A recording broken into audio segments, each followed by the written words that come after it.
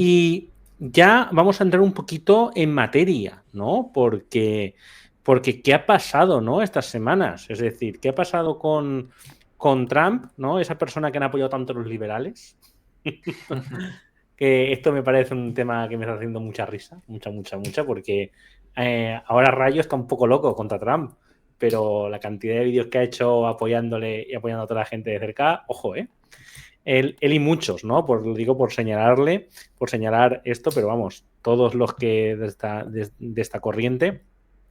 ¿Y qué está pasando, no? Porque de repente estamos viendo aranceles por todos lados, guerra económica. ¿Puedes hacernos un breve resumen de los últimos días? Y ya entraremos en materia individualmente. Vale, pues hago un resumen, aunque tenemos una noticia de última hora que acabamos de conocerla Sí, hace lo cambia. apenas una hora, así que llevamos un día de locos con noticias y con las bolsas que suben y bajan, pero bueno, un resumen es básicamente que Donald Trump ha anunciado aranceles, esto ya lo empezó a hacer hace 2 meses con respecto a México y Canadá, pero el día 2 de abril, que anunció como el Día de la Liberación, anunció aranceles recíprocos, así lo llamaba él, aunque en verdad no tenían nada que ver, a todos los países del mundo. Bueno, salvo unos cuantos por ahí como Rusia, Bielorrusia y tal, y encima también incluyó a, ya sabemos, ese meme tan gracioso, ¿no? De incluir a unas islas en las que solo viven pingüinos, ¿no? Con lo cual parece que fue un resultado de ChatGPT, de haberle pedido a una inteligencia artificial generativa que le hiciera una cosa, porque ni eran aranceles recíprocos y encima se incluyen países en los que no hay humanos, ¿no? La clave es que eso no entraba en vigor en ese mismo momento, sino que la mayor parte de los aranceles supuestamente recíprocos entraban en vigor hoy, 9 de abril. Entonces hemos visto, bueno, una antesala en los mercados financieros preparándose, hundiéndose las bolsas. Hemos visto una caída en los mercados bursátiles a un nivel que no veíamos desde hace muchísimo tiempo. Nos estamos refiriendo al año 2020 con la pandemia, pero también 2008, incluso hasta nos hemos que remontar a 1987 para ver una caída en 3 días tan intensa, o sea que la cosa está que arde en el mercado financiero. Y hoy justo ha entrado también el mercado de deuda pública, que es otro tipo de mercado que es de renta fija en vez de renta variable, y han caído muchísimo el precio de los bonos públicos estadounidenses y se ha disparado su prima de riesgo a unos niveles de velocidad, quiero decir, de haber cambiado tan rápido que no veíamos también en mucho tiempo. Así que, de nuevo, han saltado todas las alarmas. Esto ha sido básicamente no por los aranceles anunciados por Donald Trump, sino por la represalia tomada sobre todo por China. También la Unión Europea ha anunciado unos aranceles que entrarían en vigor, en todo caso, el 15 de abril, la semana que viene, pero China sí que ha sido más fuerte y ha dicho, que me pones aranceles y encima bastante importante. Bueno, pues nosotros también. Donald Trump volvió a replicar diciendo, como me habéis puesto aranceles, yo los vuelvo a subir. Y al final, con esas idas y venidas de Musk, hemos llegado al momento de ahora que China tendría unos aranceles del 125%, que es una barbaridad, que yo creo que ni siquiera en la historia de todo el planeta y de toda la economía hemos vivido nunca, ni siquiera en el siglo XIX. Entonces, estamos hablando de una cosa absolutamente desproporcionada y extraordinaria, y veremos a ver cómo responde China ahora. La última noticia, ya con esto acabo, es que Donald Trump ha dicho que como hay un montón de países que no han replicado y no han contraatacado con aranceles, que les va a dejar 3 meses de pausa. Va a pausar los aranceles y no van a entrar en vigor, pues por ejemplo, ese 20% de la Unión Europea no va a entrar en vigor hasta dentro de 3 meses en principio, pero eso sí, exceptuando China, que lo va a dejar fuera con ese 125% por haber respondido de forma agresiva a los anuncios de Donald Trump. Ahora bien, tenemos solo un tweet que acabamos de ver de Donald Trump, un mensaje en su red social, pero yo lo que interpreto claramente es que va a poner un arancel del 10% a todos los demás países. Es decir, que no es que quite los aranceles durante 3 meses y solo a China, sino que a China un 125% y al resto de los países un 10%. Así que los de la Unión Europea salen ganando, pero países como Argentina, que ya tenían anunciado un 10%, pues se quedan igual. Claro, yo tengo una duda, ¿vale? Porque yo no sé nada de economía, ¿vale? Yo sé la economía de ir a por el pan y poco más. Entonces, yo creo que aquí suele pasar mucho, ¿no? Cuando pasa algo, de repente tiran una bomba en Ucrania y pegas una patada y salen expertos en Ucrania. Eh, Pasa algo en Palestina y pues eso, los expertos de repente en todo suelen pasar. O sea, suelen salir como setas y pues bueno, se utiliza mucho lenguaje técnico, mucho vocablo, mucho concepto extraño. Pero claro, yo tengo una duda mucho más básica. ¿Qué es un arancel? Porque claro, se está hablando mucho de, no, es que van a poner aranceles del 30% a no sé qué. ¿Eso qué narices es? Y exactamente cómo afecta eso a la gente de a pie de calle. Porque claro, aquí parece que, pues eso, que estamos jugando una especie de partido de tenis, que están cayendo las bolsas, que no sé qué, no sé cuántos. Pero claro, estamos un poco, yo me acuerdo mucho de cuando llegó la crisis económica en 2008, que en televisión no paraban de hablar de un montón de conceptos, que si la prima de riesgo, ¿no? Nos acordamos aquí todos y todas, que si austeridad, que si no sé qué, pero claro, yo quiero saber eso qué es, ¿no? Que, ¿cómo le puede afectar a una persona que Trump diga, pues que quiero poner un arancel a España, por ejemplo, del 35%, ¿no? Como se ha dicho en algunos productos, creo que del campo o algo así. ¿Eso qué significa exactamente? Vale, los aranceles son impuestos. Es así de sencillo. Lo que pasa es que afectan a los productos que atraviesan la frontera. Es decir, si desde España le vendemos aceite de oliva a Estados Unidos y tenemos un arancel del 10%, que es el que previsiblemente vamos a tener, significa que si la garrafa de aceite o lo que sea son 100 euros, ¿vale? Lo que le estamos vendiendo, una cantidad determinada de aceite son 100 euros, la empresa que sea le tiene que pagar además un 10% sobre ese precio. 10% de 100 es 10 euros. ¿Qué pasa? Que eso lo tiene que pagar la empresa española. Pero claro, si tiene que pagar eso, lo va a sufrir en su cuenta de resultados, porque significa que le han aumentado un montón los impuestos por la cara, podríamos decir incluso también, pero es una subida muy importante. Entonces, ¿qué puede hacer la empresa? Comérselo con patatas, en cuyo caso estaría la empresa española perdiendo y los consumidores estadounidenses ni se enterarían porque el precio seguiría siendo de 100.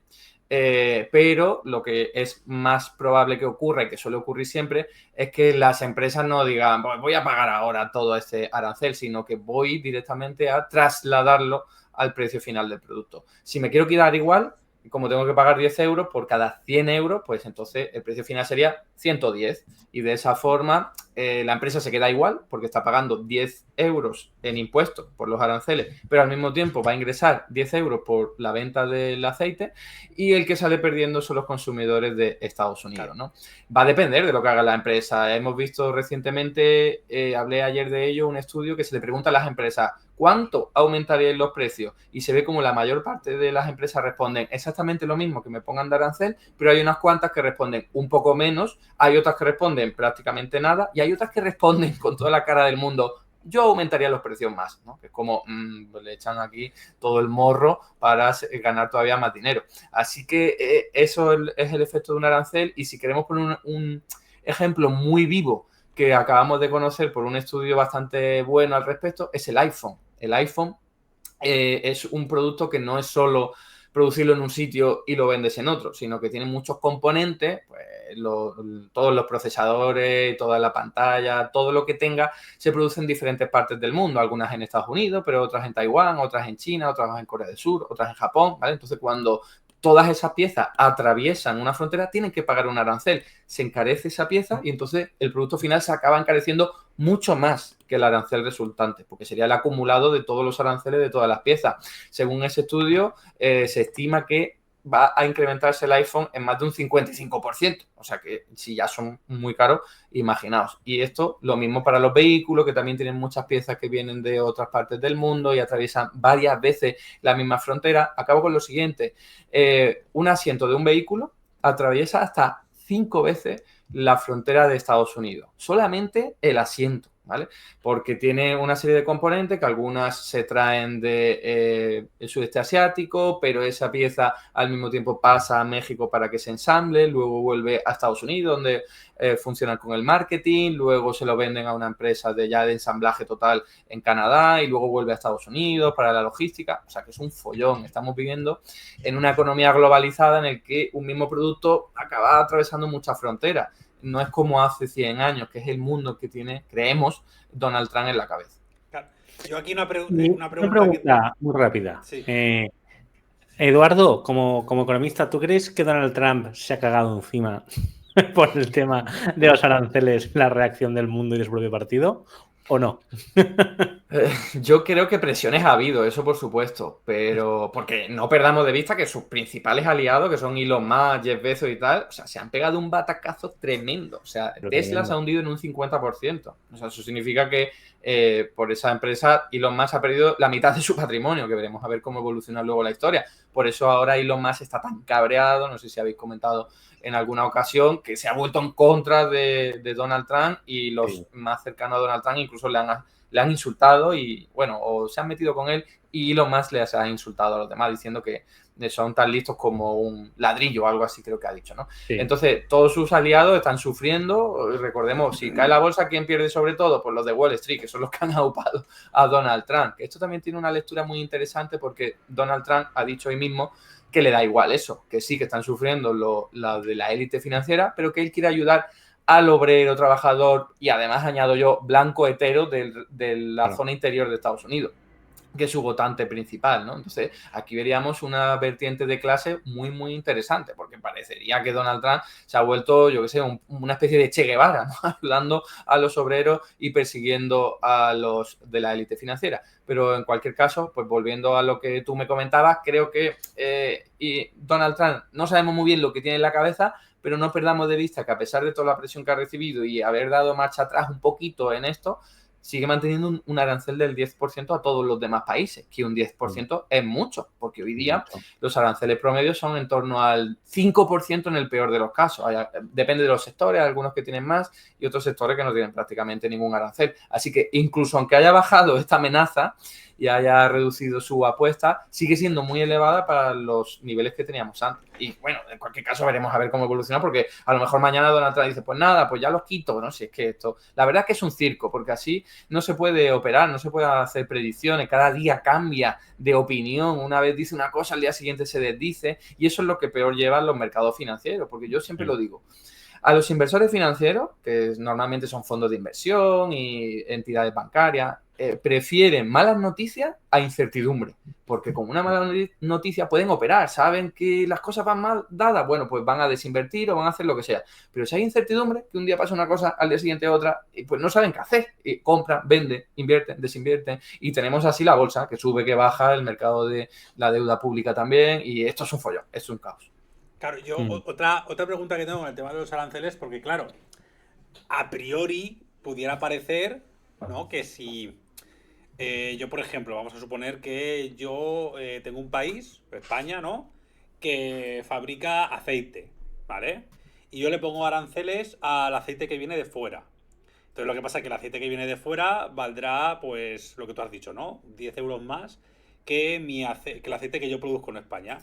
Por lo tanto, a priori, que eso se llama proteccionismo, ¿no? En el sentido de que yo grabo lo que viene de fuera para estimular el consumo de lo que yo produzco en mi propio país.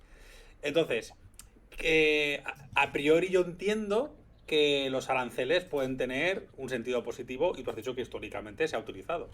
A mí me gustaría saber cuál es la diferencia entre el uso positivo o beneficioso que puede tener un arancel en un momento determinado con lo que está haciendo Trump y por qué es tan terrible, más allá de estar cambiando de opinión todo el día, porque claro, esta guerra de aranceles, ¿qué impacto puede tener exactamente? Porque es negativo y luego entraremos en si es tan negativo, ¿por qué lo está haciendo, no? Porque uno podría pensar que a lo mejor es lo que tú has dicho, que quiere beneficiar al productor o al consumidor estadounidense. Bueno, al consumidor no, en todo caso a los trabajadores y a las empresas, porque según su punto de vista, al final acabaría creándose empresas de fuera que se fueron a Vietnam, a México, volverían a Estados Unidos, o sea, todo una película que tiene en la cabeza, que obviamente eso a corto plazo no va a ocurrir, porque ninguna empresa cambia su planta de producción, que son muchas además, de la noche a la mañana, solo por unos aranceles, ¿no? Entonces, lo que has comentado es un punto súper interesante y muy importante de aclarar, porque la izquierda siempre hemos defendido los aranceles que son estratégicos, específicos, planificados para lograr un objetivo determinado.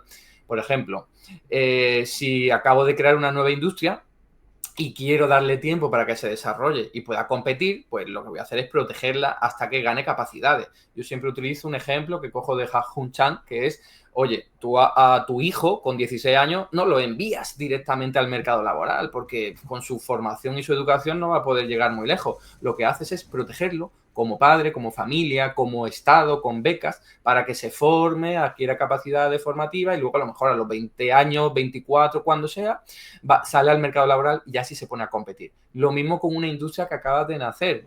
Pongo el ejemplo de siempre. Toyota era una empresa que se encargaba de la pesca.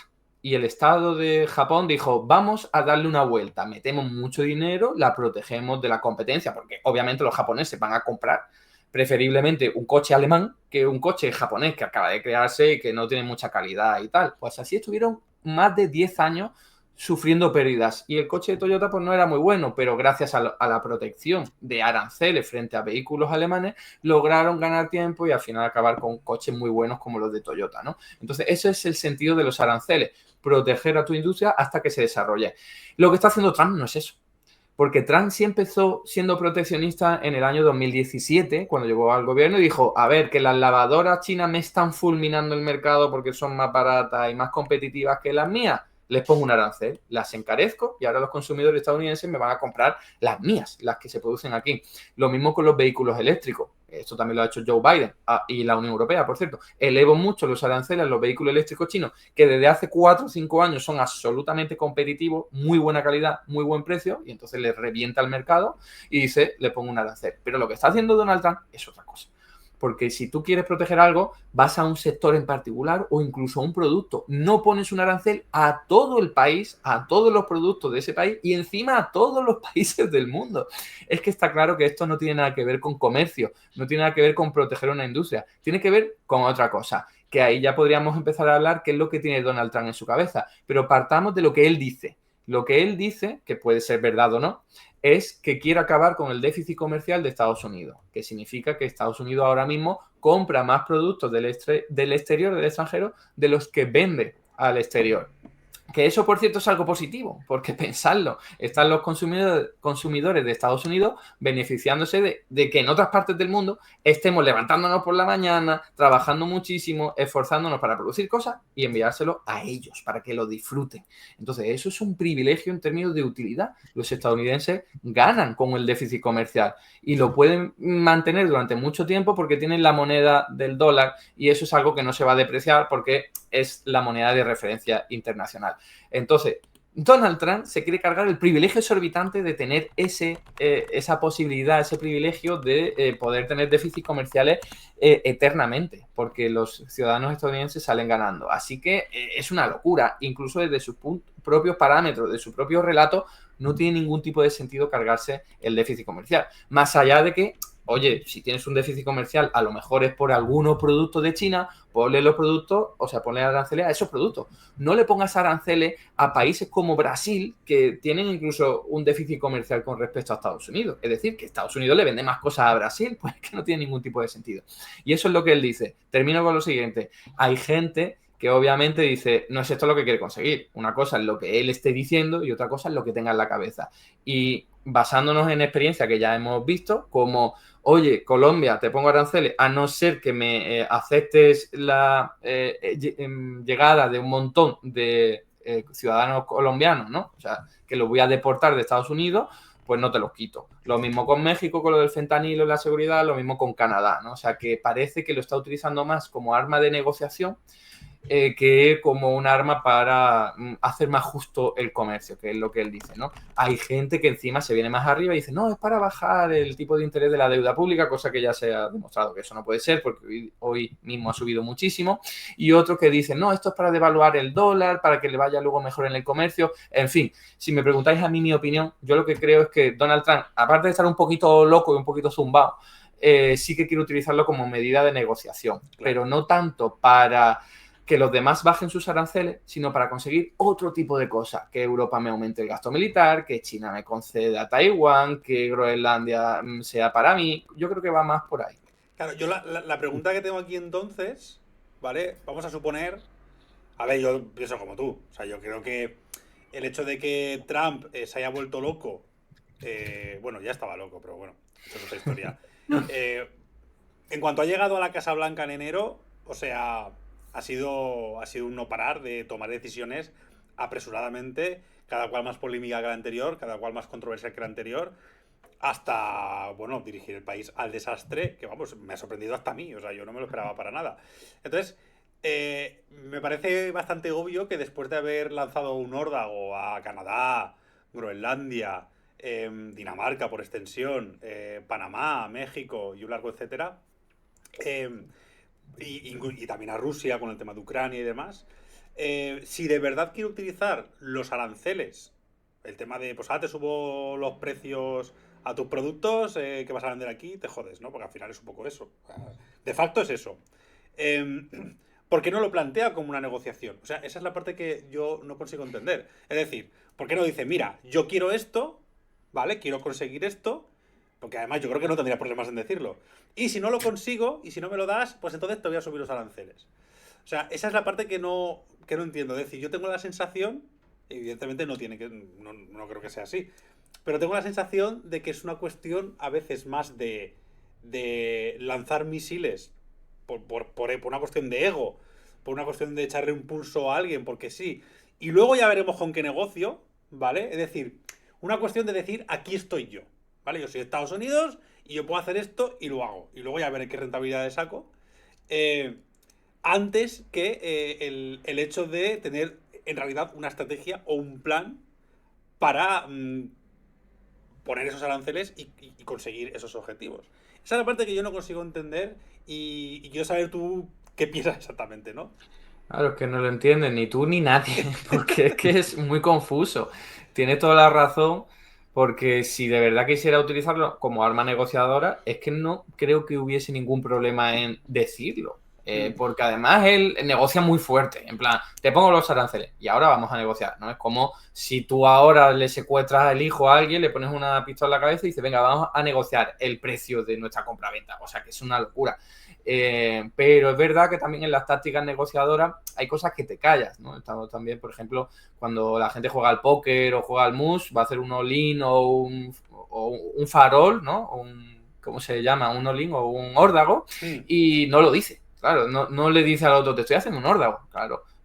O un all-in, no te lo reconoce porque al fin y al cabo, bueno, a lo mejor con lo que he dicho sí lo tiene que decir, pero si vas, juegas de farol por lo que sea, en ese mismo momento no muestras todas tus cartas. Yo creo que a lo mejor va por ahí, pero insisto, creo que no es lo que explicaría esto. Yo creo que Donald Trump, entre lo que has dicho, que es que tiene mucho ego, quiere mostrar su poder y quiere decir aquí el que manda soy yo, de hecho, la expresión de hacer América grande de nuevo es grande, no es más rica, es como, suena a que sea más poderosa. Entonces es como decir, aquí estoy yo, aquí mando y por eso a los países que se me rebelen les voy a perdonar, soy como el padre que perdona a los chiquillos que se portan bien y al que se porta mal, que es China, le voy a castigar todavía más. Al menos eso es lo que podría cuadrar, pero es que quién sabe, seguimos todavía muy perdidos. Sin embargo, la táctica de negociación sigue siendo dura, insisto en que ese 10% es muy elevado para todos los países, no hablemos ya del 125% a China, ¿no? Entonces yo creo que si quiere negociar, no sé hasta qué punto seguir en esas le va a funcionar. O sea que yo creo que también hay un poco de locura y que de verdad Donald Trump se cree su relato porque, insisto, desde antes de llegar al gobierno, él repetía R que R en su red social esa, que los déficits comerciales son negativos, basándose en las enseñanzas de McKinsey de hace un montón de tiempo en Estados Unidos, que los chinos les roban, que los europeos le tratan mal. O sea, en realidad me cuesta creer que eso sea parte del relato para lograrlo de la negociación. Yo creo que de verdad él se lo cree y entonces sigue con eso. Y bueno, pues no sabemos, a lo mejor se está un poco zumbado directamente y están los de su alrededor diciendo y yo, te estás pasando con todo esto y retrocede. Es que no lo sabemos, no sé cuándo lo sabremos, la verdad. A mí la verdad es que de todo este tema, ¿no? Yo concuerdo con que no creo que sea una estrategia simplemente de negociación, porque Donald Trump lleva con lo de los aranceles toda la vida, ¿eh? Es decir, no es una cosa desde hace poco tiempo, yo creo que lleva desde los 80 o 90 dando la murga con el tema de los aranceles, ¿no? Esto me parece bastante interesante. La cuestión es que yo creo que el tipo sabe muy poco de economía, sobre todo muy poco de economía pública, ¿no? Estamos con la tontería esta de gestionar los países como empresas, cuando aquí ya hemos explicado 1000 veces que no tiene nada que ver, ¿no? Y de hecho, por ejemplo, ni siquiera sabe lo que es un déficit comercial, ¿no? Para él, cualquier intercambio desfavorable, de hecho lo ha dicho así, es un déficit. Y tú, ¿pero qué estás diciendo, no? O la fórmula de los aranceles recíprocos, contando hasta el IVA y cualquier tontería de Europa, pues también eso es un arancel para él. ¿Y tú, qué estás diciendo? A mí de esto me sale a recalcar varias cosas. Una es si la ultraderecha, perdón, si los liberales van a aprender de una vez que la ultraderecha es proteccionista intervencionista y se van a dar cuenta, porque no podemos menospreciar el papel que han tenido en el auge de Trump, ¿vale? Es decir, tenemos acá todas las cuentas que se consideran liberales, cercanas a Vox o no tan cercanas, dando la murga con Trump, ya se sorprenden, ¿no? Ya incluso algunas se desdicen. Yo he visto, de hecho, a varias intentando alejarse un poquito de Trump, cuando dices, te has tirado los últimos 8 años hablando de Trump. Y Trump, ojo, que ya me recuerdas tu libro de inicios de creo que fue 2017 o 2016, que era ¿por qué Trump no es liberal? Que estaba claro. Además, Trump en campaña siempre ha hablado de aranceles y de movidas, ¿no? Sobre todo de movidas. Todo de movidas. A mí es que me parece que Trump, la verdad es que copia mucho parte del esquema de la extrema derecha más clásica, más intervencionista, más corporativista, ¿no? De hecho, yo creo que esto de meter a Elon Musk y los tecnobillonarios por ahí iba mucho por el camino de una especie de gobierno corporativo, ¿no? Que es un sistema que utilizaban los fascistas para gobernar. Y claro, me hace mucha gracia, ¿no? Yo digo, a lo mejor ya los liberales aprenden que el nazismo era intervencionista y que la extrema derecha lo ha sido casi siempre, con muy pocas excepciones, ¿no? Como Javier Milei y pocas cositas más. Y luego otra es el tema de la locura de los planes de Trump, ¿no? En plan de todo esto es un plan de Trump. Tú no sabes lo que está haciendo. ¿Vale? Es decir, aquí no hay yo creo que no hay ningún plan maestro ni de coña, ¿vale? Es decir, están con un argumento de no, esto es para bajar el tema de la refinanciación de la deuda, no, esto es para ayudar a no sé qué del tesoro, esto es para bajar el gasto público de Estados Unidos. Y están todos los indicadores de Estados Unidos hechos una puta mierda. Es decir, desde que ha entrado los últimos meses, está todo peor. De hecho, hasta Doge no ha reducido nada el gasto público aún. ¿Vale? Es decir, todo esto de Elon Musk, el gasto, puta mentira. O sea, no ha reducido nada. Dice, no, es que el presupuesto está... Y dice, bueno, pues está el presupuesto que hace Elon Musk diciendo cada poco que ha recortado no sé cuántos billones, ¿no? En gasto. Yo creo que no tiene ningún plan, como ya no tuvo en la anterior legislatura, que hacía una cosa y el día siguiente hacía lo contrario y el día siguiente se desdecía.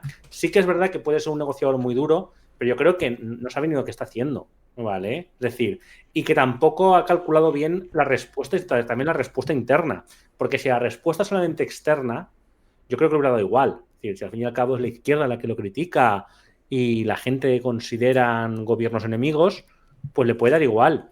Pero vamos, ha habido... O sea, estos aranceles ha sido como para Milei, en mi opinión, el Libragate, ¿vale? Es decir, es una pérdida de credibilidad total, ya no ante los oponentes, sino ante los propios, que es lo que me parece muy reseñable. Entonces, no sé qué opinas un poquito de estas dos cuestiones, ¿no? Una, el parecido del gobierno de Trump con lo que hicieron los fascistas, o al menos el inicio, ¿no? Y dos, el tema de que no hay ningún plan y de la pérdida de credibilidad. Yo lo veo de la siguiente forma. Utilizando las enseñanzas de Karl Polanyi, el liberalismo es siempre la antesala del fascismo. Y por supuesto que habrá liberales que no lo crean, no se den cuenta, pero es que suele funcionar así. El liberalismo lo que hace es poner las reglas de la jungla y entonces el más fuerte va a ser beneficiado y los más débiles van a sufrir mucho. Y entonces ya cuando los débiles lo están pasando muy mal por culpa de esas políticas liberales, luego votan a cualquier subnormal que empiece a proponer algo por ahí, ¿no? Cualquier loco como Hitler o como Donald Trump. Entonces, las políticas neoliberales son las que crean el caldo de cultivo para que luego el fascismo y en todas sus variantes prospere. Entonces, no me parece ninguna locura, ¿verdad? Que hemos visto extremas derechas muy diferentes entre sí. La de Milei no es una extrema derecha al uso, está más volcada hacia el liberalismo, pero, joder, tiene también su componente de extrema derecha claramente, ¿no? Con algunos discursos absolutamente homófobo, por ejemplo, ¿no? Pero la de Trump se parece más a Le Pen, ¿no? Más proteccionista, más anti-Unión Europea, concretamente. Entonces, yo creo que lo de Trump sí es una extrema derecha rancia, de esas conservadoras que encima se junta con que es el primer país del mundo que está en decadencia, la primera potencia en decadencia, y todo esto se revoluciona muchísimo más, ¿no? Y luego lo otro que comentabas era lo de... Bueno, por cierto, hay liberales que han despertado, por así decirlo, como Juan Ramón Rayo, que lo habéis dicho, en plan, ahora está a tope en contra de Donald Trump, pero todos los vídeos están ahí en la hemeroteca aplaudiéndole cualquier tipo de medida. La del Doge, la primera, por cierto, aunque ahora está diciendo, no, eso ha servido para recortar muy poco, que la realidad no es esa tampoco, porque cuando vemos los datos, es verdad que el gasto público total en dólares está un poco por encima del año pasado, pero es que eso es lo normal. O sea, cuando una economía va creciendo, tiene, en términos de dólares, en términos absolutos, tiene mayor gasto público por lógica. Y sí que con el Doge Elon Musk ha metido cierta motosierra, ha despedido a un montón de gente que hoy día se ha quedado en el paro, o sea, que gente que está pasándolo mal, no perdamos de vista eso. Lo que ocurre es que no luce y sobre todo no es nada comparable con lo de Javier Milei, que se volvió absolutamente radical con eso y sí que metió una buena motosierra, ¿no? Y la segunda cuestión, creo que me he olvidado. Sí, el tema del golpe a la credibilidad de Donald Trump por esta misma medida ante los suyos y lo de no tener ningún plan real, es decir, que le haya explotado un poco el tema en la cara más. Totalmente. He visto hace 2 días datos de una encuesta que lo publicó el Financial Times, que se le preguntaba no a la población estadounidense, que esa está quemada de Trump desde hace muchísimo tiempo, sino a los propios votantes de Donald Trump en el año 2024, y los separaba en 2 grupos. Unos eran los del MAGA, o sea, los que van a muerte con el proyecto que eso no ha cambiado su valoración ni su percepción de Donald Trump, pero el resto... MAGA is a cult, como dicen en Estados Unidos, ¿no? ¿Cómo es? MAGA is a cult, MAGA es una religión. Es decir, porque de hecho se ven muchos comunicadores de extrema derecha que hace un año decían que X medidas eran malísimas, X medidas a lo mejor intervencionistas de Biden, y que con todo esto de Trump están, bueno, tampoco es tan grave, y estaban ahí criticando a muerte a Biden porque había subido la inflación un 1% o alguna cosa de estas, y ahora están, no, hombre, no es tan grave. Entonces están todo el rato con lo de MAGA y Sakul, ¿no? Eso me recuerda a un meme. Mientras vais hablando lo busco. Vale.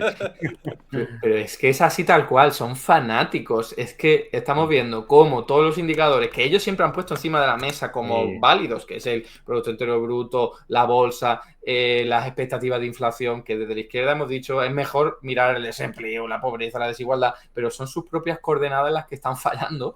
Pues vemos como a pesar de eso el MAGA sigue igual, valorando todo igual.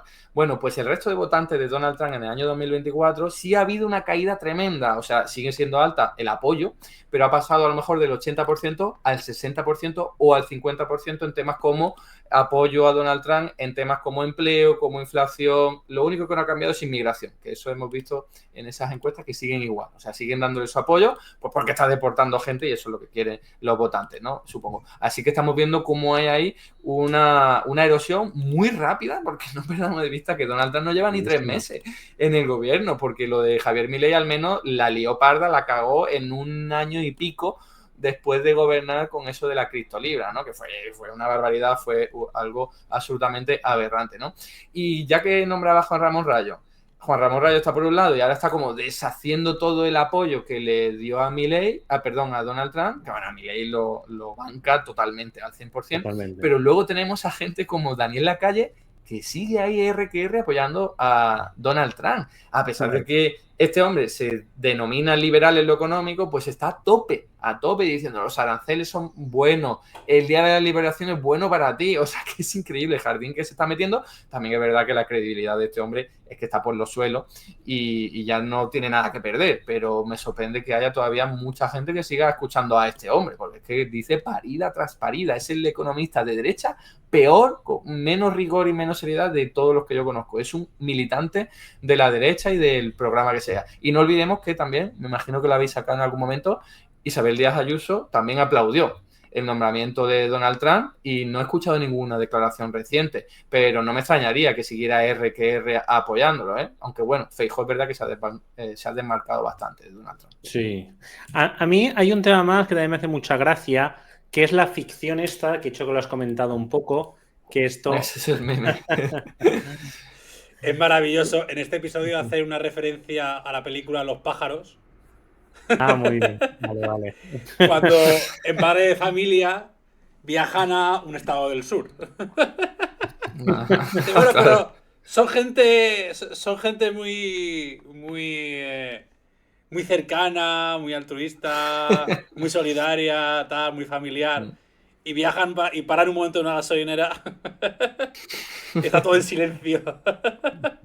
Son como Una maravilla, zombies, ¿no? Una maravilla Padre de Familia, de verdad. Sí, y nada, este era el meme. Está guapo el meme. Pues lo que te quería contar, que ahora pasaremos, por cierto, con algunas preguntitas del chat.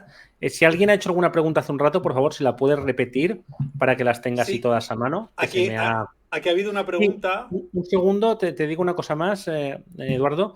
El tema de esta ficción de que con los aranceles va a volver un montón de trabajo no cualificado a Estados Unidos, que además, ojo al retroceso. O sea, tienes una economía súper avanzada, basada en servicios, parte de manufactura y demás, y lo que quieres hacer es coser zapatillas, ¿vale? Es una cosa absurda, ¿no? Por varias razones. Una, ¿a qué precio tienes que vender unas zapatillas Nike que ya tienen una plusvalía gigantesca? Porque además sabemos que las empresas no van a recortarlo mucho, para que luego te saliera rentable, ¿no? Le has movido a la India para que te salga súper barato y ahora vas a tener que pagarle, ¿qué? $20 la hora a un obrero estadounidense para hacer zapatillas. O sea, ¿cuánto se va el precio de la zapatilla? ¿No? Que es algo estúpido. Dos, el tema de la automatización.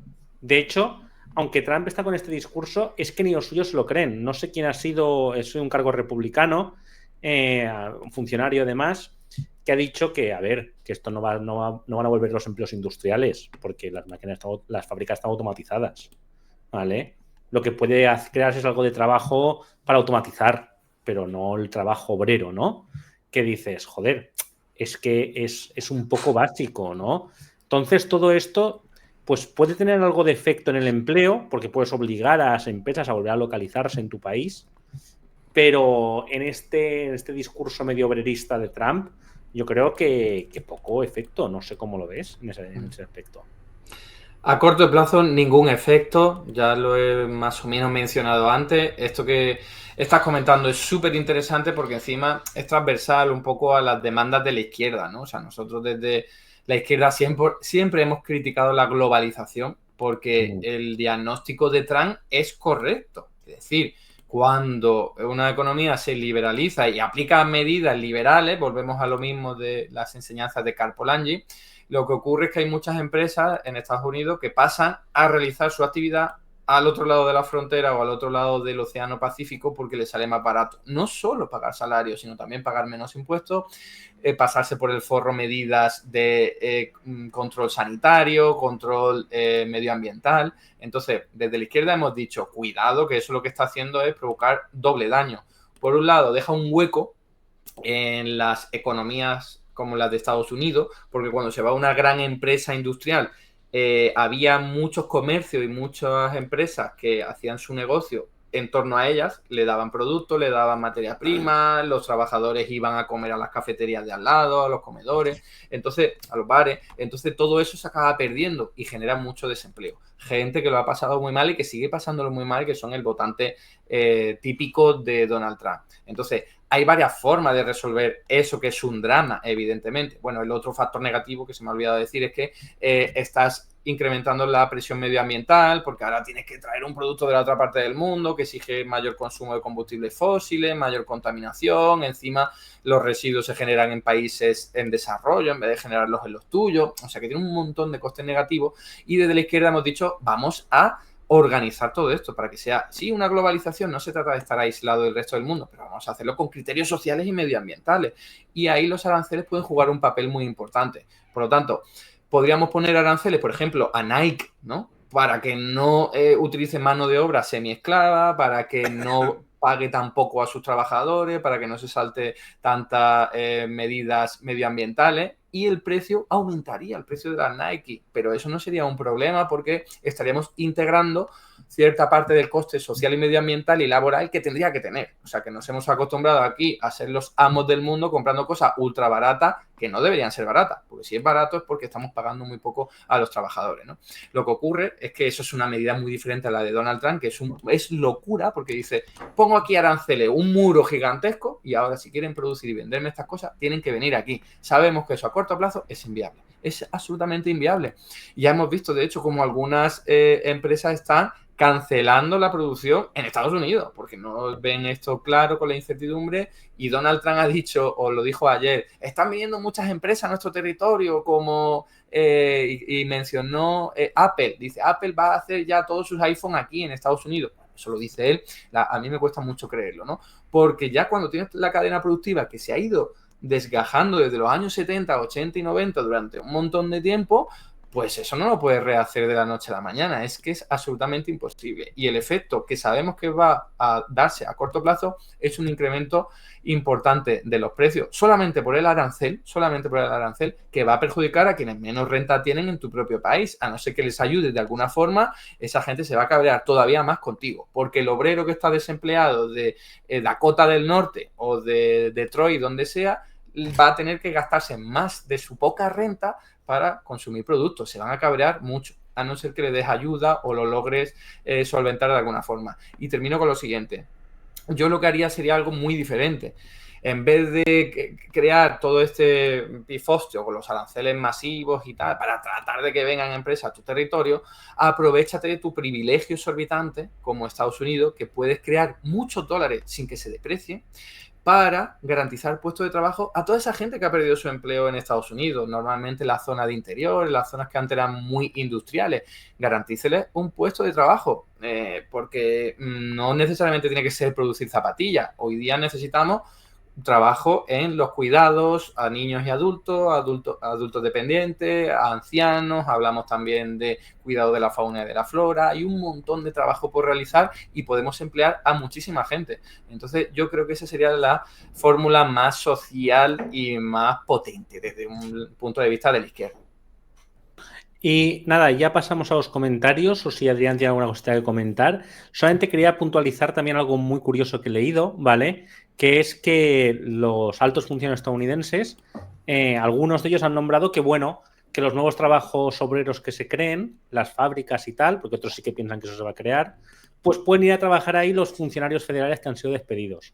Y tú, ¿pero qué gilipollas estás diciendo?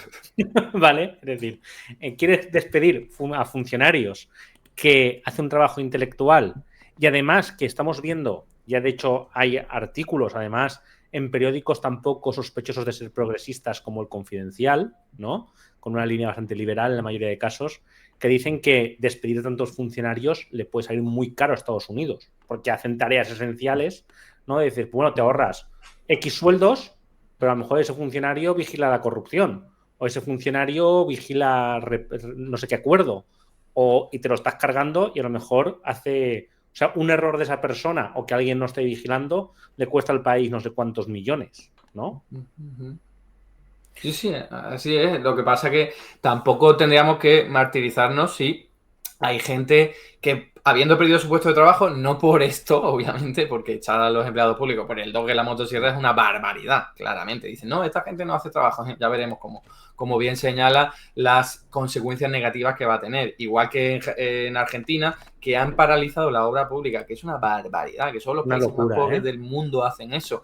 Que esto a corto plazo no se nota, pero en 1 año, 2 años, 3 años, 4 años y más adelante las infraestructuras van a estar hechas una porquería, va a haber accidentes de muy diverso tipo y esas son las consecuencias de no hacerlo bien. Como decía, que tampoco nos duelan prendas en reciclar a personas que hayan sido desempleadas, que se hayan dedicado a lo intelectual, que luego hagan un trabajo más, no sé, más manual, porque cuidar a ancianos y a niños, eso hay muchas necesidades hoy día y es mayoritariamente manual, que necesita mucha formación igualmente, pero bueno, que esto lo comento un poco para que no caigamos en lo de, bueno, ahora producir zapatillas. Bueno, producir zapatillas es igual de digno que ser un empleado público en la administración, ¿no? Lo que pasa es que queremos pensar en otras cosas, en que tengan buenos salarios, buenas condiciones. Claro. Es el problema, ¿no? En puestos que sobre todo que no generan buenas condiciones y además que no van a existir, ¿no? Porque si dices, sí, y mira, si Trump dijera, se va a industrializar el país, pues lo podría entender. Pero no, a lo mejor produce fábricas, pero esas fábricas van a trabajar 10 empleados, ¿vale? El resto van a ser máquinas, ¿no? Entonces tiene poco sentido, ¿no? Porque no vas a tener puesto donde colocar a la gente. Hay una cosa que no hemos mencionado, perdona que te corte, Sí. que me parece muy importante, porque lo han comentado gente como el Besen, que es el asesor o no sé qué cargo tiene de Donald Trump, que escribió y ha comentado en más de una ocasión que, claro, la preocupación es geopolítica, porque China es un monstruo manufacturero, o sea, desde hace tiempo, ¿no? Y claro, eso le da mucho poderío militar en el caso de, imaginemos que ahora, esperemos que no, hay una tercera guerra mundial. Entonces tú siempre pones, cuando ocurre eso, toda tu industria que se dedicaba a producir zapatillas, a producir armamento, a producir, aunque sea ropa para tus soldados, ¿no?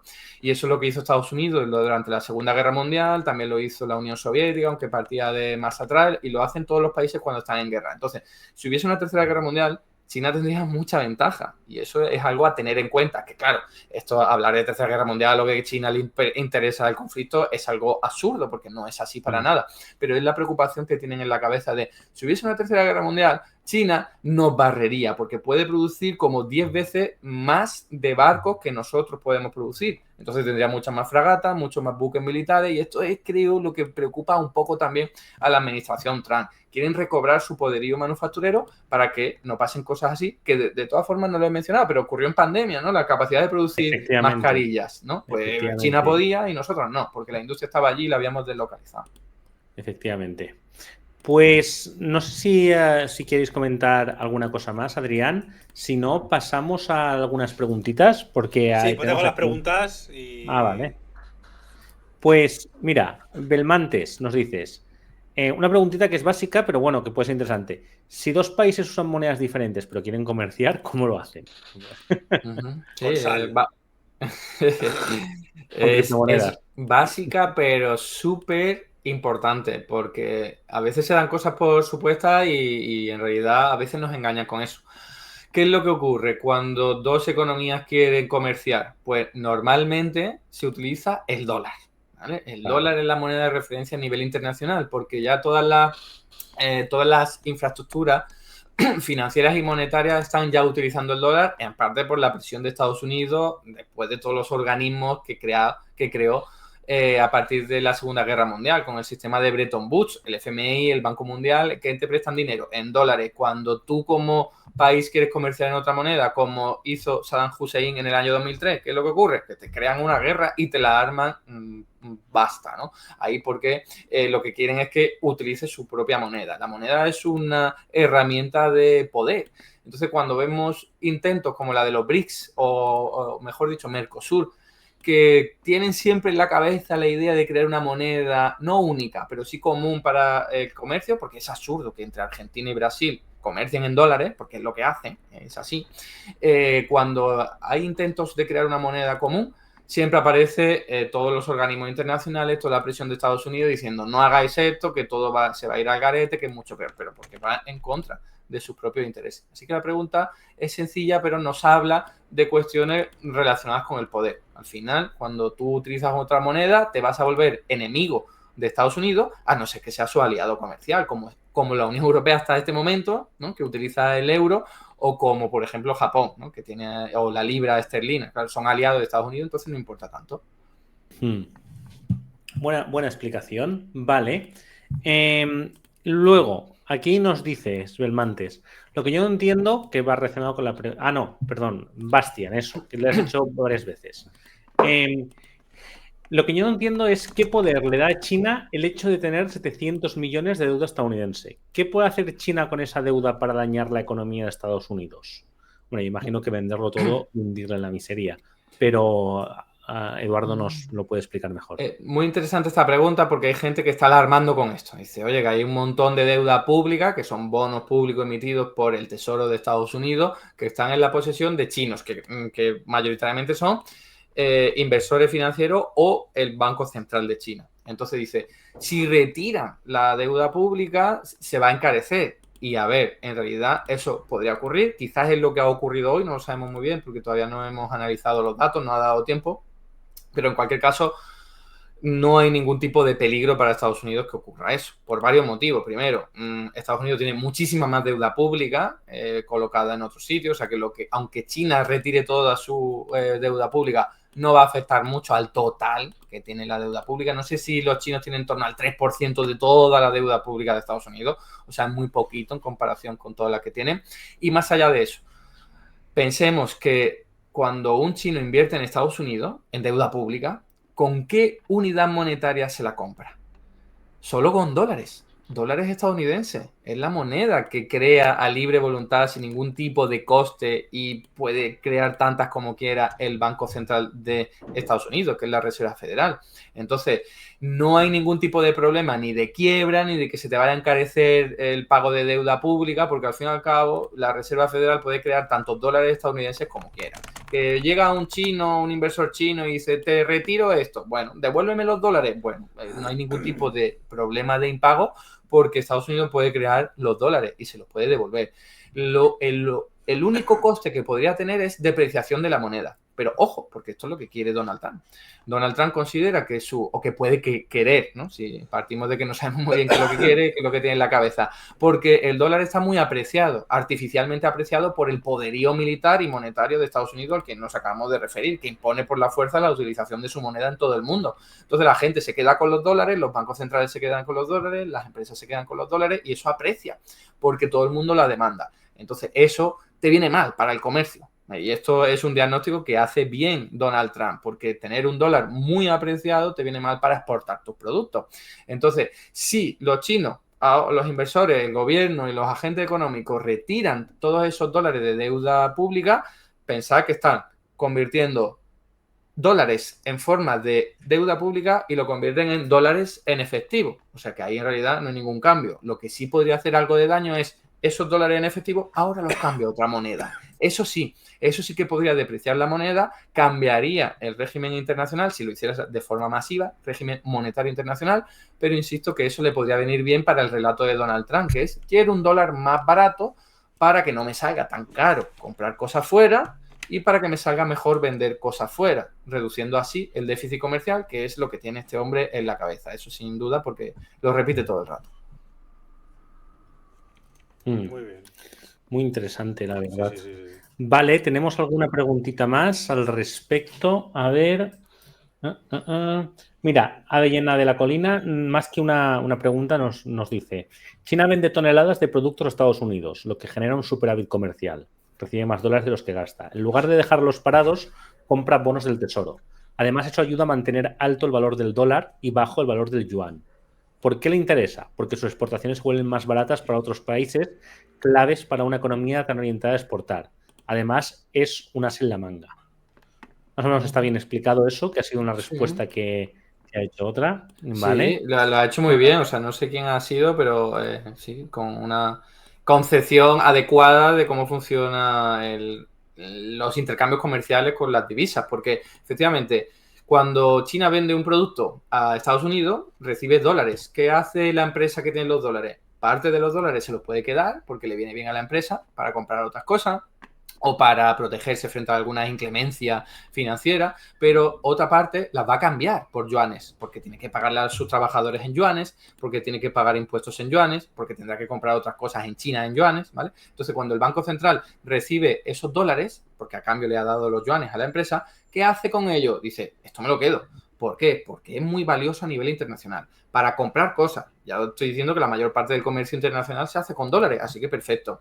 También para protegerme de posibles contingencias que me puedan ocurrir. Una guerra, no sé qué. Bueno, tengo dólares para defender el valor de mi moneda. Que eso lo hace China todo el rato.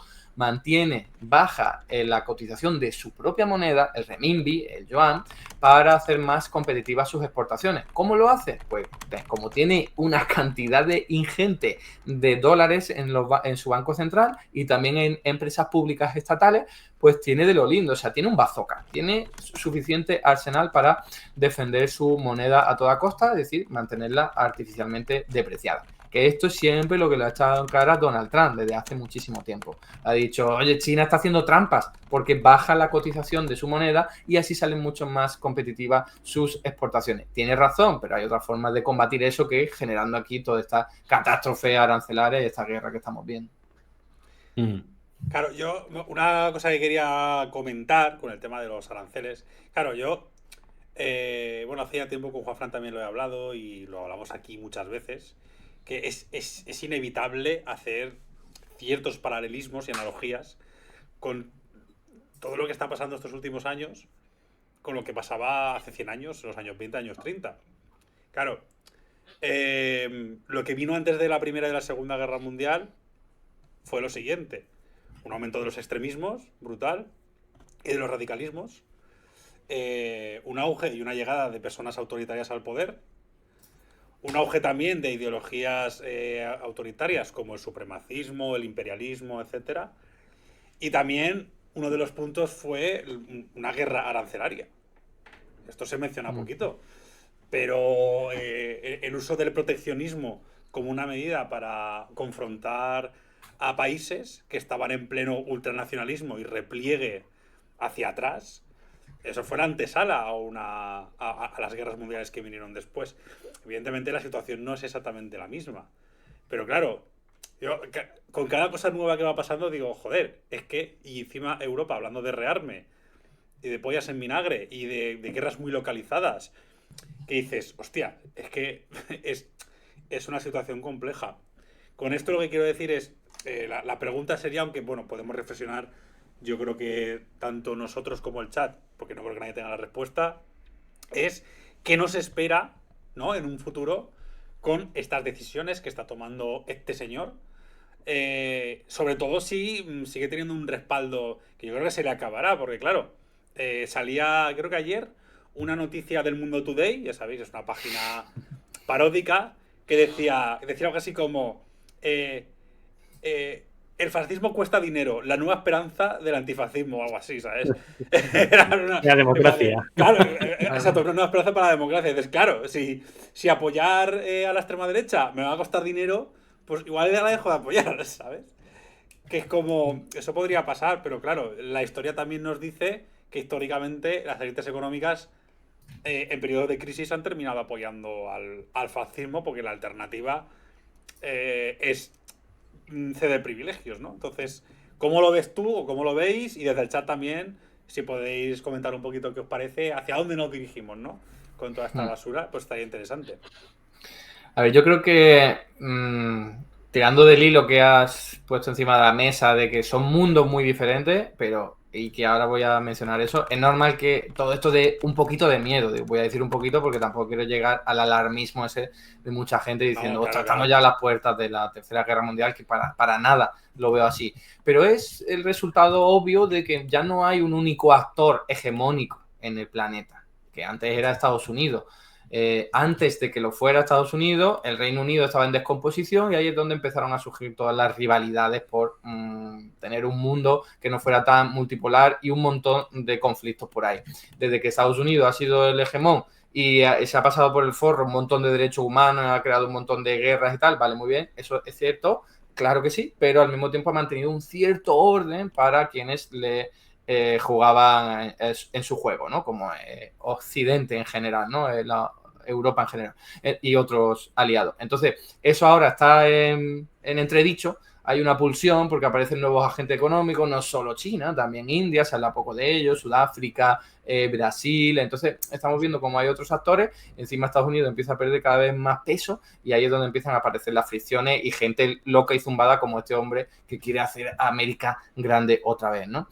Y digo que es muy diferente los tiempos que corren con los de la época de entreguerras y tal, porque hay ahora algo, afortunadamente, que hemos desarrollado que nos viene muy bien para evitar fascismo y evitar este tipo de movimientos ultra, y es la seguridad social en general, el estado del bienestar, el estado social, como cada uno lo quiera llamar, pero es que eso antes no había. En los años 30 fue una maldita locura porque la gente moría de hambre, hasta en Estados Unidos, que era uno de los países más ricos del mundo, incluso ya en ese momento. Y eso era porque el Estado se encargaba de la industria, de la defensa y de poquito más. Gracias a todo lo que ocurrió después de la Segunda Guerra Mundial, los estados se dieron cuenta que había que tener cierta cobertura social, en buena medida para que no te hicieran la revolución en esos países, porque estaban mirando a la Unión Soviética y diciendo, oye, allí han hecho la revolución, todo el mundo tiene una casa, todo el mundo tiene empleo, sí, en las condiciones que sean, pero oye, que yo aquí en el mundo capitalista me estoy muriendo de hambre. Entonces, para que no hicieran la revolución también socialista en estos países, se empezó a dar derechos. Entonces hemos conquistado mucho, que sí, que siempre nos lo tratan de arrebatar, nos han recortado mucho, pero seguimos teniendo unas redes de seguridad social tremendas de la leche.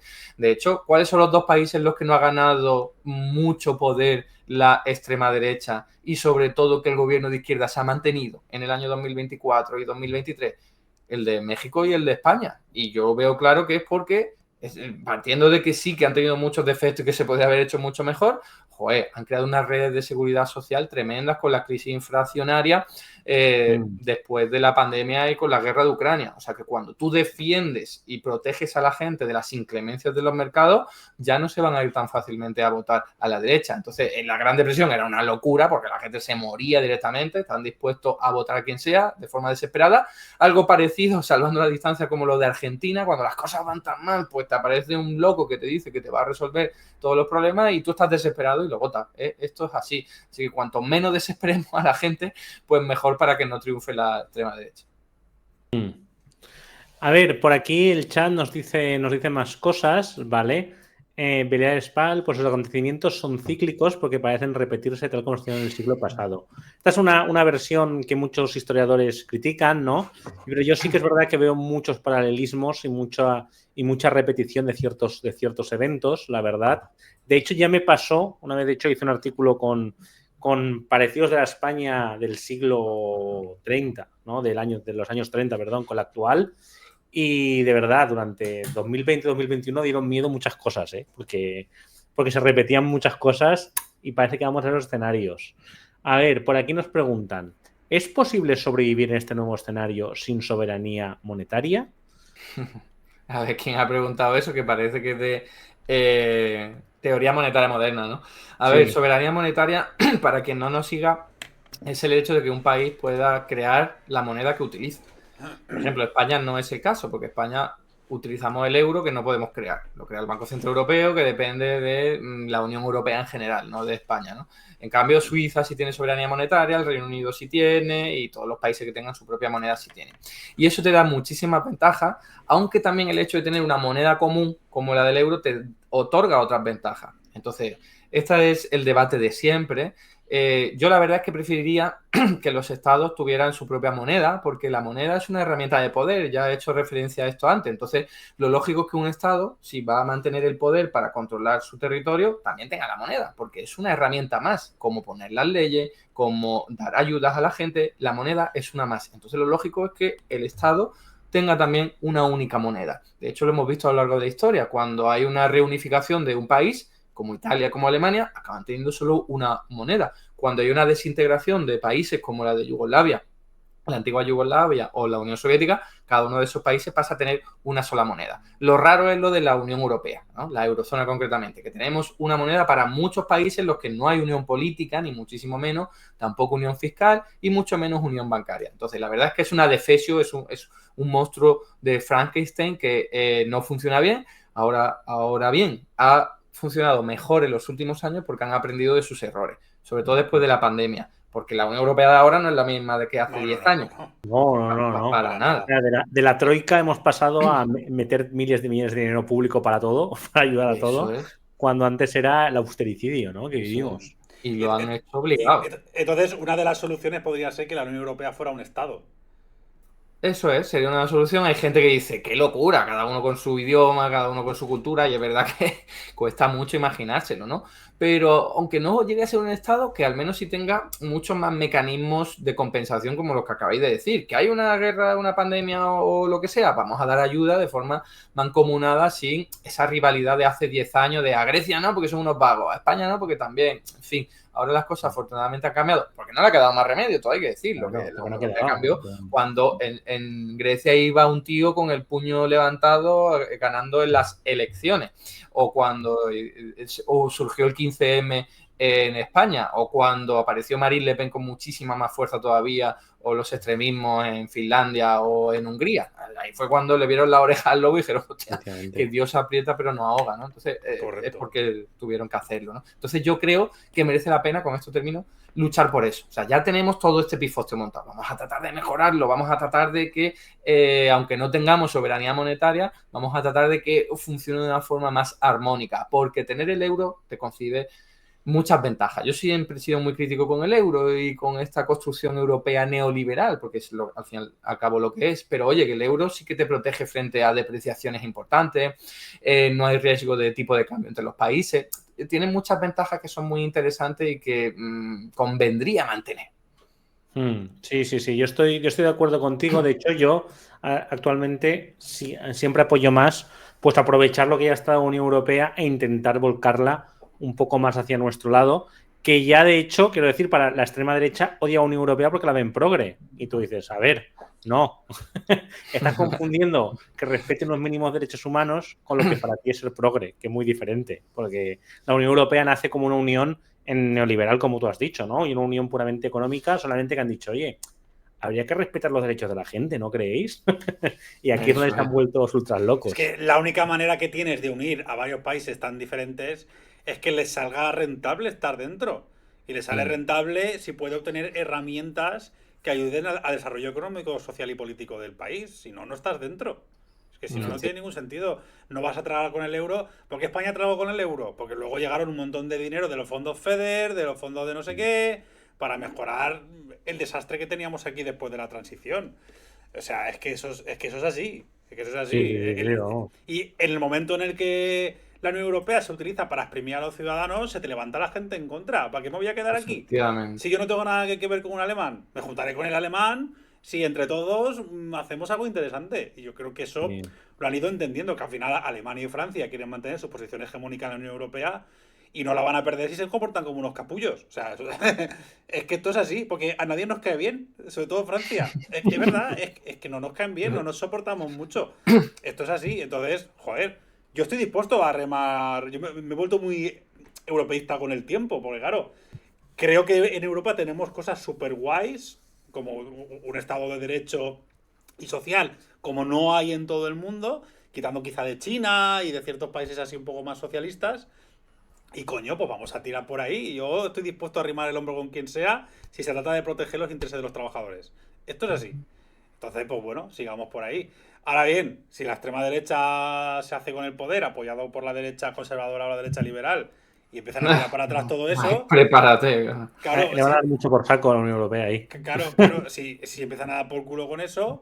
Que no lo creo porque yo creo que eso últimamente perjudica a los países y mira cómo ha reaccionado la Unión Europea contra Hungría y contra Polonia. En plan de, me vacilas, pues no te preocupes, que ahora voy a por ti a saco, ¿no? Pero bueno...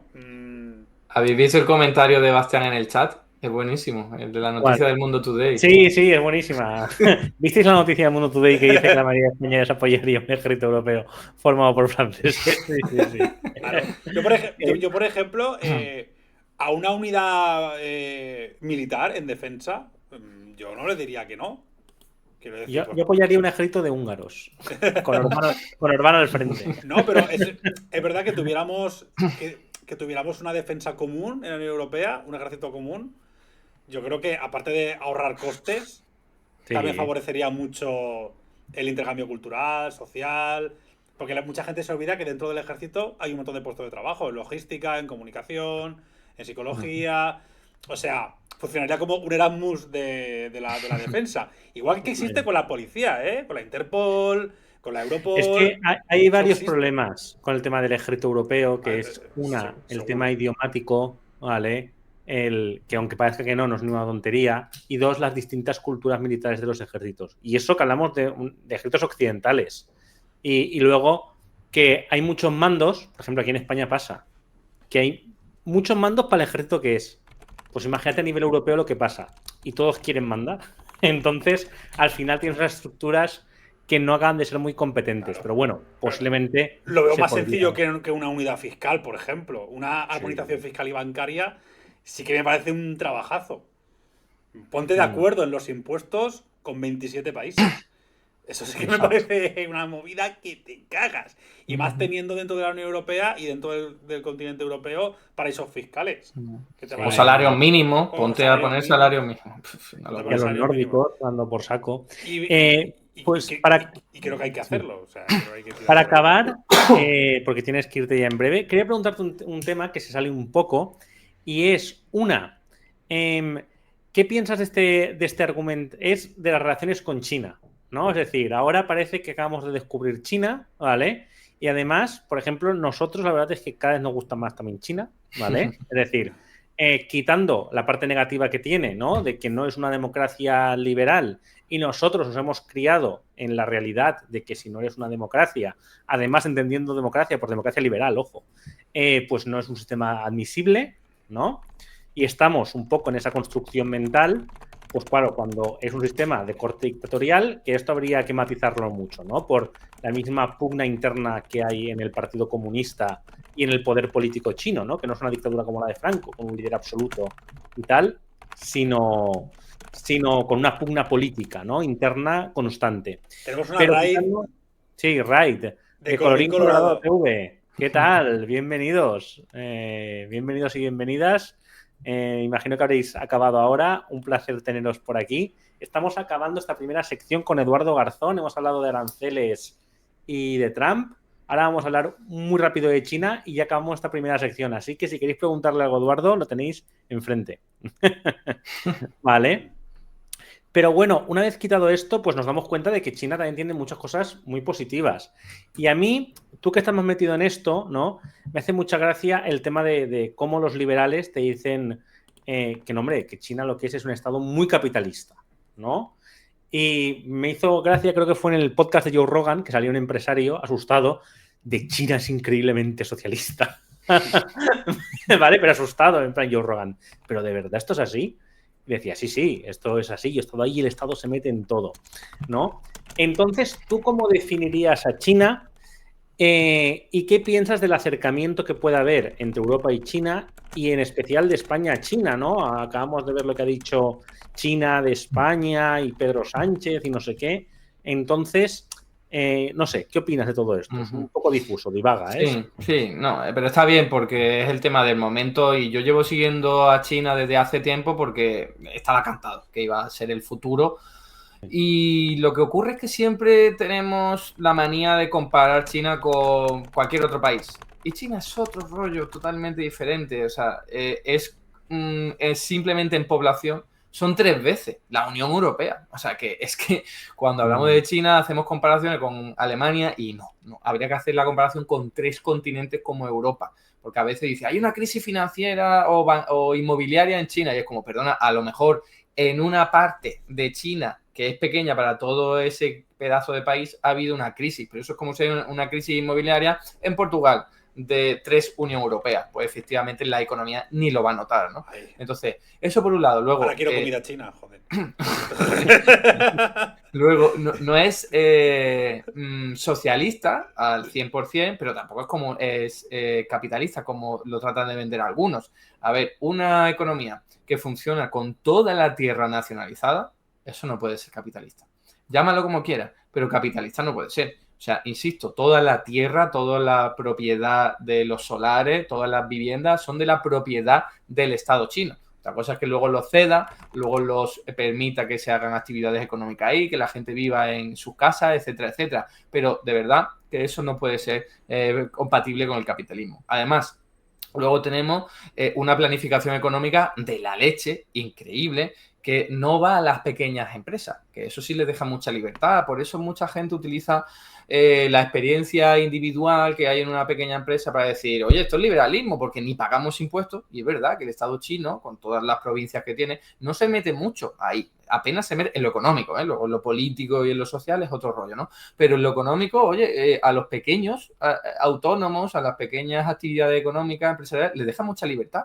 Por eso es como que son más libres que en zonas como en la Unión Europea, donde ser un autónomo, pues tienes que pasar muchas regulaciones, ¿no? Entonces, Penurias. pero en las grandes empresas eso está absolutamente controlado, planificado, que al fin y al cabo, ¿qué es lo que tira de la economía? De cualquier economía. Las grandes empresas, los sectores estratégicos, energía, transporte, comunicación, telecomunicación, agua, todo eso es lo que tira hacia adelante en una economía, y eso está absolutamente regulado, absolutamente planificado, y sí que han dado más espacio para los capitales privados para que operen, y por eso ahora hay multimillonarios en China, que hasta hace muy poquito tiempo apenas había multimillonarios, ¿no? Según las propias listas que tenemos de ello, ¿no? Entonces, es un mix, podríamos decir, entre capitalismo y Estado, el capitalismo y socialismo, pero lo que está demostrando, y es lo que yo pongo el acento siempre, es que la planificación económica funciona muchísimo mejor que el libre mercado.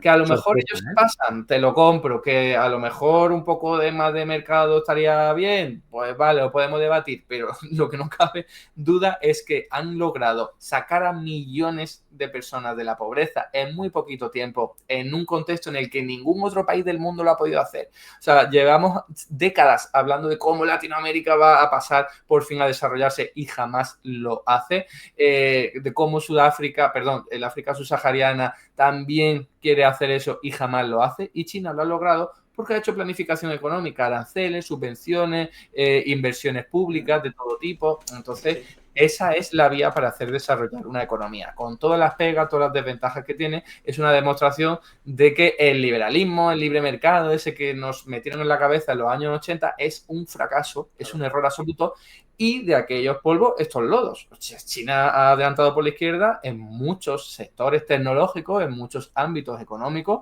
a Occidente, y eso ha sido por planificación económica. Yo añadiría tres cosas a lo que tú has dicho. Lo primero, que es verdad que hablar de China como un ente monolítico es complejo, igual que de la India, porque tiene tantísimas regiones tan diferentes entre sí.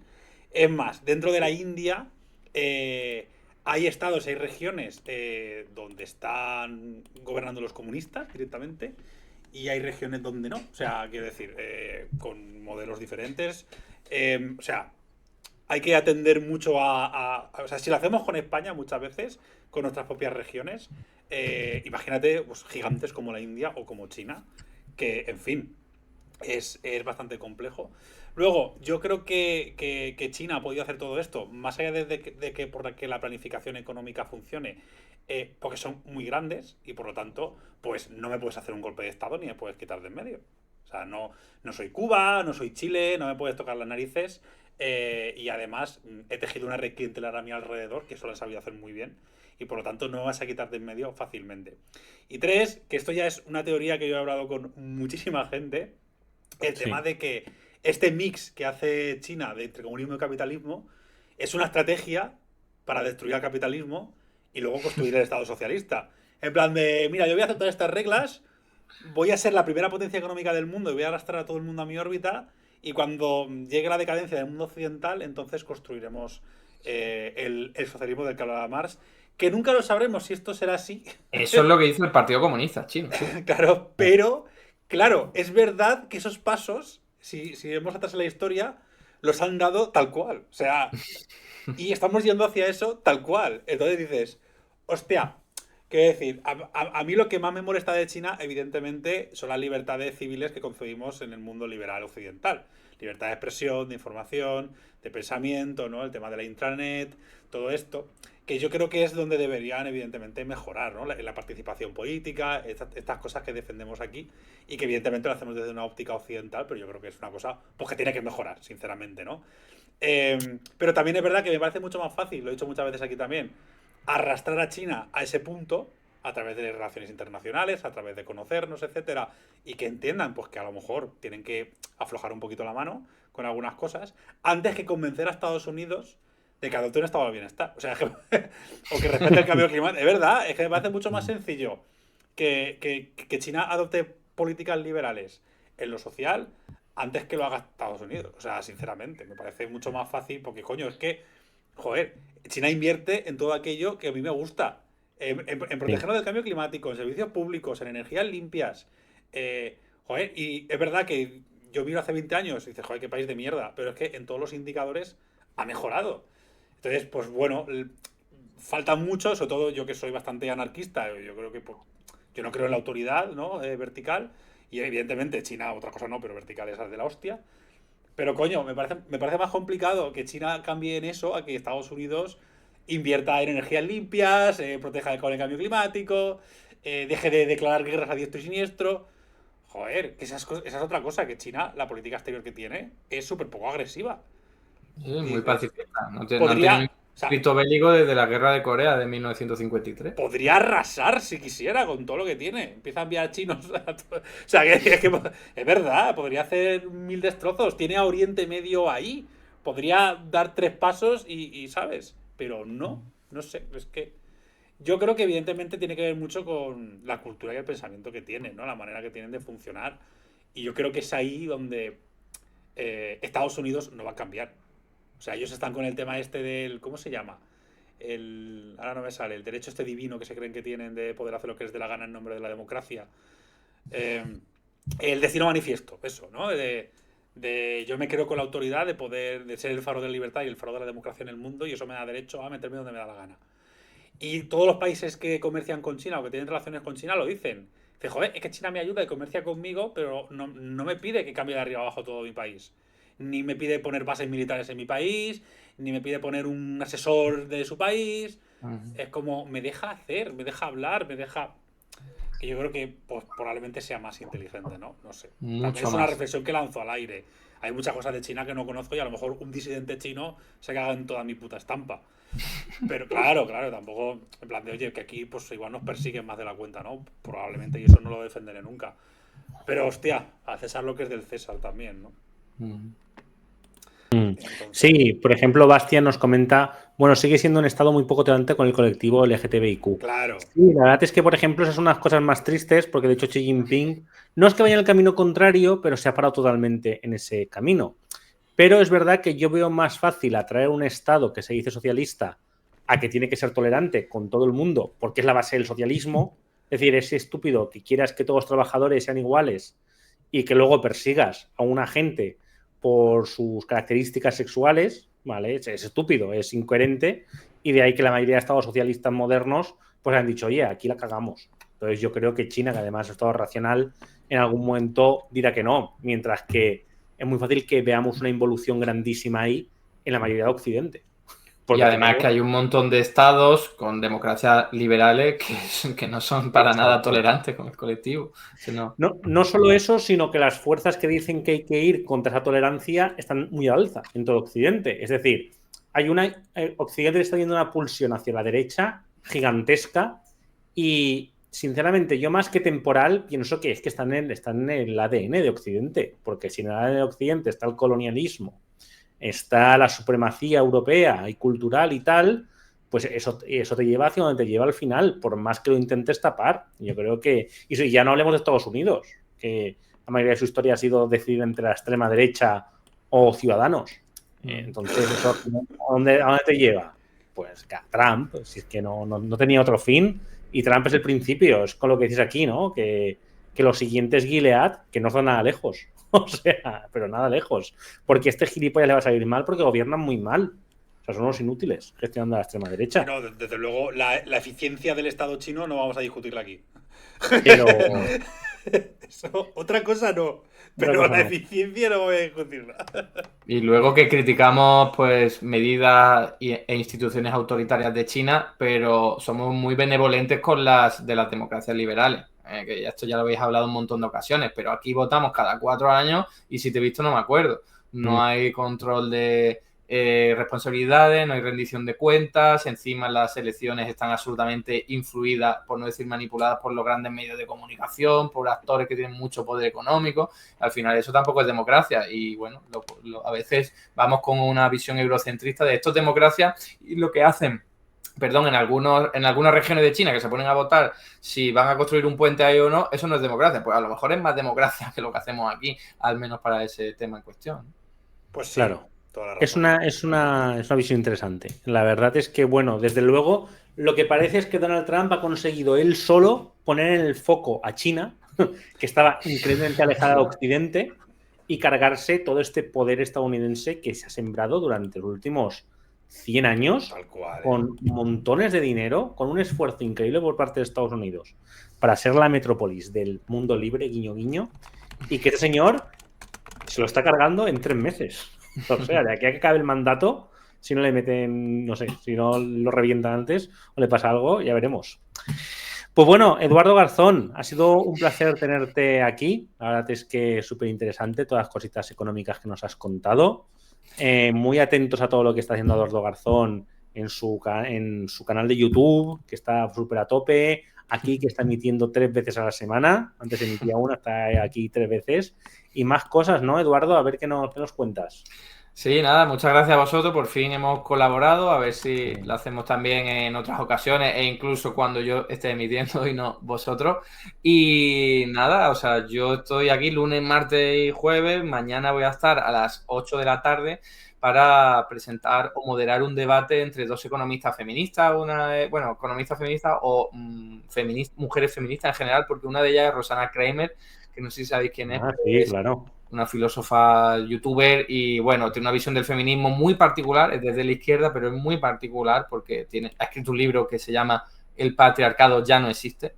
Entonces, como le hice una entrevista y me llamó mucho la atención eso, y ella tiene argumentos de sobra y datos. Entonces, digo, vamos a ponerla a debatir con alguien que sepa, no conmigo que no tengo ni idea. Y mañana a las 8 de la tarde tenemos un debate muy chulo al respecto, con Julia Constanzo, que va a estar al otro lado, ¿no? Y bueno, los lunes a las 8 hago mi repaso de las noticias de actualidad económica y el martes hago entrevistas a economistas heterodoxos y leo algunos de mis libros y recomiendo otros libros, o sea, a los friki. A los friki, a los cafeteros. ¿Cómo se llama la otra feminista que has dicho, la que dice que el patriarcado no existe? Rosanna Kramer. Rosanna Kramer me explota la cabeza porque de vez en cuando la leo y dice cosas súper de izquierdas y otras veces digo que roja y pardada acaba de soltar. Me pasa igual. Me desconcierta, Me desconcierta mucho esa mujer. Bueno, cuidado, porque alguien comentó en el chat después de la entrevista, oye, eso es muy rojipardo. Y yo dije, sí, la verdad es que me suena rojipardo. No vea la que me cayó, porque ella le llegó esa información y dijo, oye, que es que acabo de ver lo que es rojipardo, yo no soy esto, y es verdad que no es rojipardo en el sentido porque más de vez en cuando dice cosas muy, muy de izquierdas y además, pero de vez en cuando dice algunas cosas, yo te juro que empecé a verla, pues digo, qué interesante esta mujer. Y de repente empecé a leer unas cosas que digo, hostias, ¿es ella? Entonces, no sé, me desconcierta mucho, Desconcierta. Me desconcierta. Además, yo digo, he estado siguiendo el tema de Argentina con todo de Milei y me sale más y tal. Y yo digo, esta mujer es raro desde mi cosmovisión, sí, ¿no? Ya le echaré un vistazo a la entrevista. Y estás trabajando, o sea, ahora mismo estás trabajando plenamente en el canal, ¿no? Y en la creación de contenido. Te digo por si tienes en marcha algún libro, algún otro proyecto de cara al futuro o tal, o estás centrado 100% en esto. Bueno, yo estoy trabajando en la universidad, lo que pasa es que este cuatrimestre tengo menos clases, entonces puedo dedicar más tiempo a esto, que se tarda muchísimo, que aquí hay gente que dice, bueno, pues ha hecho un debate. No, el debate es prepararlo, llamar a la gente, organizarlo y se tarda muchísimo, pero creo que al final merece la pena, ¿no? Y le estoy dando caña a YouTube porque me parece un espacio en el que hay que dar la batalla, porque está absolutamente copada por la ultraderecha. En Twitch creo que un poco menos, la verdad.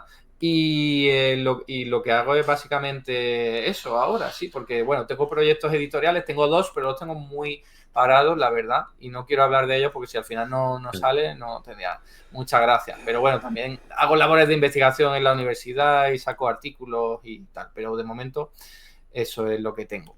Y discutir con Juan Ramón Rayo, que eso es mi afición número 1. Aunque últimamente está muy mal, me está...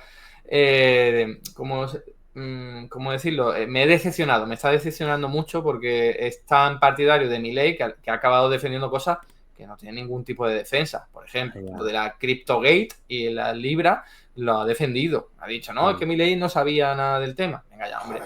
O lo del FMI, dice, no, el préstamo del FMI a Argentina no aumenta la deuda pública. Perdona, por favor, yo creía que era más serio que la calle, pero al final acaba un poco en ese y de esto de que el gobierno de Milei impidió al grupo Clarín, ¿fue comprar a otro medio o algo así, o quedarse, que lo impidió, ¿no? De Telefónica, además, ¿no? Sí, exacto, Telefónica, que es una cosa muy antiliberal, ¿no? Y ahí, claro, hubo un debate de, oye, este tío no era de la libertad irrestricta, y se pusieron con que los monopolios, y tú, pero bueno, los monopolios al final acaban, ¿no? En el capitalismo, no sé. Pero se salvan porque tienen una argumentación que dice, nos gustan los monopolios que se hayan generado, por ejemplo, Amazon, porque ofrece un servicio muy bueno y la gente lo valora, y se ha comido a los demás, pero es bueno en eso, y no nos gustan los monopolios que han sido creados por el Estado o permitidos por el Estado. Entonces, esa argumentación, que es una chorrada... Una chorrada, lo que le da la gana es buen monopolio o mal monopolio. Eso es, algunos monopolios es que por naturaleza tienen que ser públicos. Quiero decir, perdón, algunas actividades tienen que ser monopolios por naturaleza, como el ferrocarril, la energía y tal, ¿no? Pero bueno, que da igual, que eso al menos demuestra que algo ahí de argumentación tienen para salvarse. Pero lo del préstamo del FMI, que no aumente la deuda, por favor, que toma el pelo a la gente. Sí. Es increíble. O lo de Milei celebrando que solo les han puesto el 10% por su también, labor diplomática. Poca vergüenza. Qué poca y tú, vergüenza. Hostias, la misma que Lula o Petro, que están todo el día metiéndose con Trump. Poca vergüenza. Bueno, pues nada, Eduardo, un placer haber venido por aquí. Efectivamente, a ver si colaboramos alguna vez en alguna cosita más. Aquí estamos para lo que necesites. Y nos veremos en otro programa, ya sea en tu canal o otra vez aquí, ¿eh? Muy bien, pues nada, lo dicho, muchas gracias por la invitación. Nos vemos en a otro. ti, hasta bueno, luego. compañero, chao.